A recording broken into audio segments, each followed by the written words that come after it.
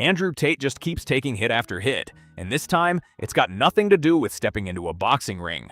Newly released FBI paperwork is putting him back under the spotlight, laying out a series of serious allegations that are already getting people talking and raising even more questions. If I fuck up big time and England wants me in jail, I can fly on a Nigerian passport, or an American, or an English, or a Polish, or an Estonian. I have so many fucking passports.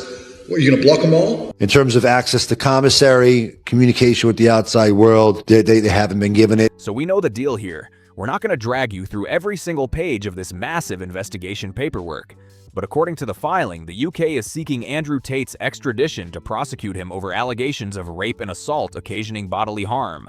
These remain allegations, and the filing does not itself establish guilt.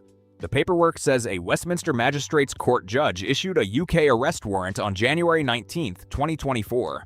And according to the filing, that warrant remains valid. It also states that U.S. authorities provisionally arrested Tate on July 18, 2026 under the treaty process.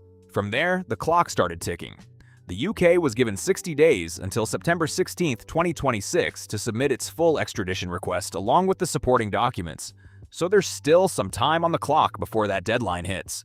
Later that same evening, according to the filing, the two were in a bedroom when she alleges Tate again put her in a chokehold while penetrating her without consent. She later reported the allegations to police, disclosing what she described as rape and assault. Investigators also reportedly obtained screenshots of WhatsApp messages allegedly sent by Tate shortly afterward, including the statement, "I might ER you again," along with alleged threats involving a rope and waiting outside her home. These claims are allegations contained in the filing, not findings of guilt. Then the document details allegations from a second complainant who told authorities she met Andrew Tate through a dating app in 2014. The filing describes an initially consensual sexual encounter that she said unexpectedly became rough and involved choking. It also describes a separate alleged incident in Manchester, where she claimed Tate choked her during sex while she struggled to breathe, leaving her afraid he might kill her. She told investigators she had not consented to the rough nature of the intercourse. The filing puts those accusations under an even bigger spotlight because Tate has publicly built part of his image around his relationships with women. While promoting courses and talking about his lifestyle, Tate claimed he had slept with more than 500 women and encouraged men to pursue large numbers of sexual partners before choosing someone they considered suitable for a serious relationship.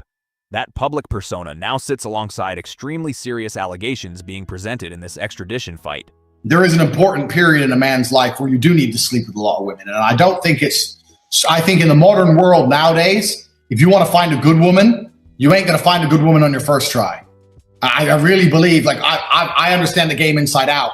And I some girls and afterwards thought, you know what? She's just more hassle than she's worth. She's already broken, or she's just a fucking pain in the ass, or she has, sometimes I use apples as an example. If I were to say to you, go out there and find the best apple you can, and you'd only viewed 2 apples, well, what do you know about apples? If you have 100 apples to choose from, you're going to come back with a really good one. Mm-hmm. So people go to me, Tate, how the fuck do you get a 10 with your name tattooed, who lets you cheat, who does anything you say? It's like 500 girls to find her. So that's part of it. It's not just who I am. It's also, there's a numbers game to this element as well. So I do think as a man, you also have to be in 30, 40 years ago, not so much. But nowadays, if you want to find a quality woman, you're going to have to shitty chicks to get one. And this is why I teach.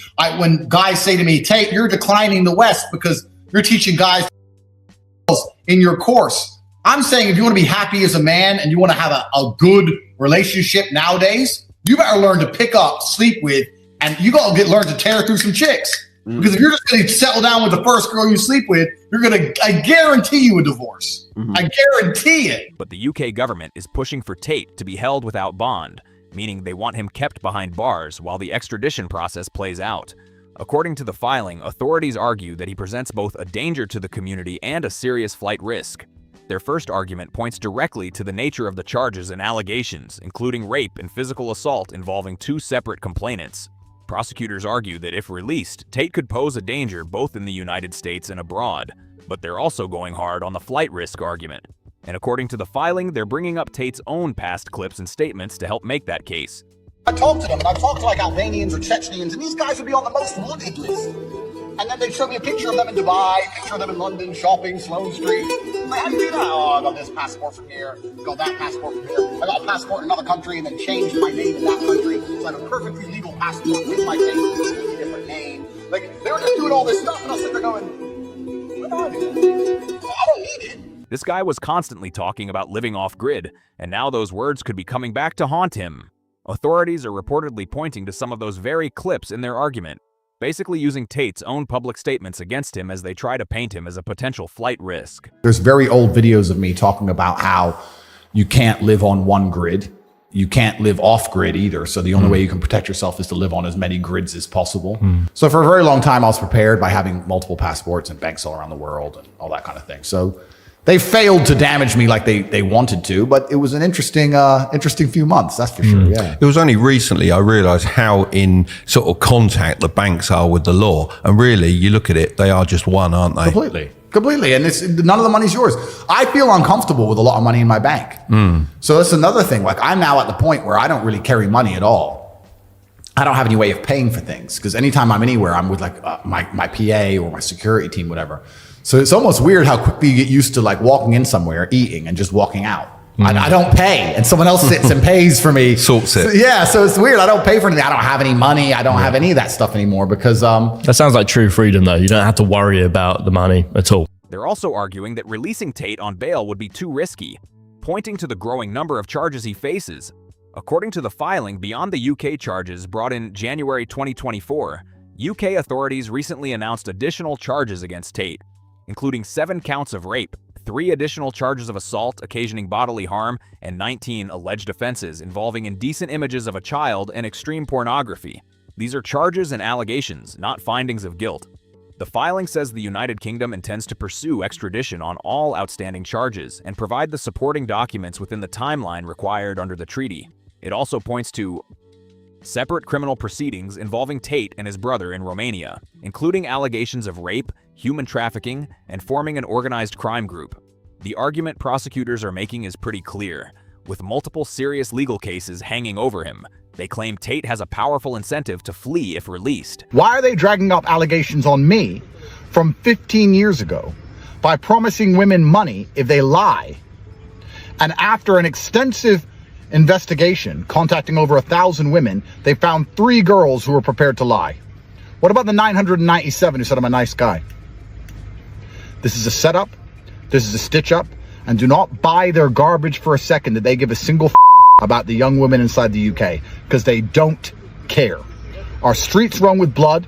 Women are unsafe. People get stabbed to death. Crime is out of control. Does the media talk about murderers every day? No. Does the media talk about drug dealers every day? No. Does the media talk about the crime committed by the migrants we let in every day? No. The media talks about me every day. Why? Because I highlight the problem. Not because I am a problem, but because I tell you there's a problem. They also point to Tate's massive social media following, which UK authorities claim he has previously used to help identify people he was interested in finding. According to the filing, on September 16, 2025, Tate allegedly posted images of a man on his X account. Now, there may be some confusion around the date in the paperwork, so that detail is worth treating carefully rather than assuming it was actually 2015. But the filing says the post included the statement, 10,000 reward for this man's identity and workplace. In less than 10 hours, it reportedly pulled in 2.8 million views. And in 2026, your old internet posts can come straight back into a courtroom. If I fuck up big time and England wants me in jail, I can fly on a Nigerian passport, or an American, or an English, or a Polish, or an Estonian. I have so many fucking passports. What, are you gonna block them all?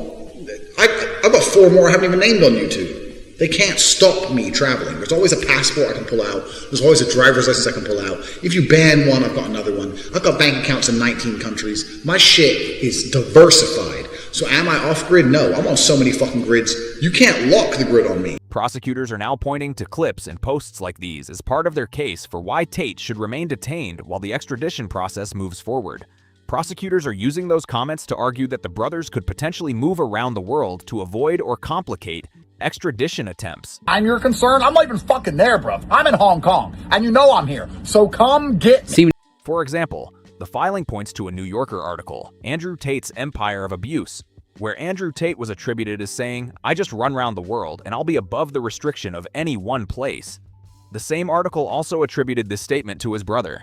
"A new charge decision equals a new warrant, means we're not protected in Romania. We could just pack up any time, any place, full of our voice. We don't have to go to effing Dubai and United States and stop traveling and effing get some extradition lawyers." Prosecutors appear to view statements like these as relevant to their flight risk argument. Tate also posted on X, "The British government is internationally mocked. No matter where I go, everybody laughs what a joke Britain has become. Total clowns." Despite reportedly forfeiting £2 million held in UK accounts, along with authorities seizing a number of high-end supercars, prosecutors claim Tate still has access to considerable financial resources. The filing also points to his well-documented international travel and says that in July 2026, Tate posted a tour of his reported $50 million 41-meter super yacht, Ocean Blade, which was being built in Turkey with completion reportedly expected in 2027. Prosecutors are using all of that to make a pretty aggressive argument. Based on what they presented, they want the court to find Tate both a danger to the community and a flight risk, arguing that either one would make him ineligible for bail during the extradition proceedings. They further argued that these factors alone are enough to deny any future bail application, and even if the court isn't convinced he would flee, prosecutors maintain that the alleged danger to the community is enough to keep him detained. You can do is put in the news over and over again in the media, "We need to extradite Andrew Tate." MPs saying, "We need to get Andrew Tate." I'm your concern? I'm not even fucking there, bruv. I'm in Hong Kong, and you know I'm here. So come get me. Come extradite me. If you have such a strong case, extradite me. So British government, I'm in Hong Kong. Come fucking get me. They even attached one of Tate's own posts to the filing. Andrew Tate says, "The British government is internationally mocked. No matter where I go, everybody laughs at what a joke the once great Britain has become." The government says it is unaware of any special circumstances that would justify granting bail in this case. Their position is that bail should be denied because Tate has not shown the kind of exceptional circumstances required in an extradition proceeding, while prosecutors are also arguing that he presents a danger to the community and a flight risk. But they're preparing for the other possibility too. If the court does decide to grant bail, the government is respectfully asking the judge to provide specific written findings explaining exactly what qualifies as those special circumstances. And there's another key request buried in here. To protect the United States' ability to meet its treaty obligations to the United Kingdom, prosecutors want the court to give both parties reasonable advance notice before issuing any order that would release Tate. In other words, they don't want a release happening without enough warning to respond. For those reasons, the United States is asking that Tate remain detained while the extradition proceedings are resolved. Extradition between the US and UK is governed by a treaty and a court process, so it isn't simply a case of one country instantly sending someone back whenever they're wanted. Tate's reported US citizenship could also become part of the legal arguments, but having an American passport does not automatically block extradition. So here's how the situation is played out according to the filing. The UK essentially comes forward and says, "We want Andrew Tate extradited and need him detained and arrested now." The US then asks for enough information to support a provisional arrest. UK authorities provide details of the allegations and confirm that the British warrant remains active. From there, US prosecutors take that material before a federal judge, and the judge determines whether to issue a US arrest warrant under the extradition process. That leads to Tate being arrested provisionally, but that isn't the end of the road. The British government still has to come back with the complete extradition package, including the supporting documentation required under the treaty before the case can move through its next stages. Putting together the full extradition package takes time, and according to the filing, the UK has until September to submit everything required. Turns out the most popular game of the year that everyone wants to play is Our Life. It's Our Life, yeah.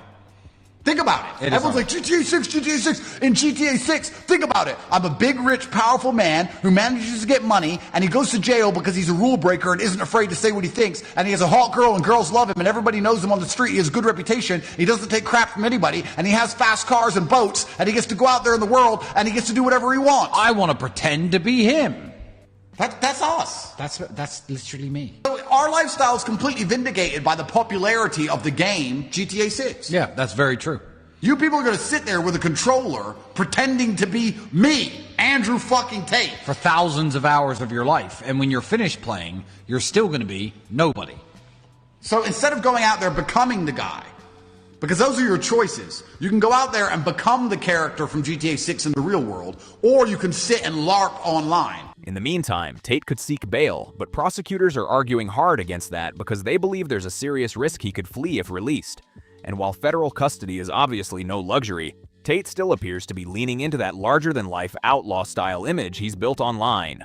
While behind bars, he posted on X, Bugattis, money, federal prison, prosecutors after you, street notoriety, professional fights, children with endless women. It's GTA 6. I live what everyone is waiting to play, is what he put on his X.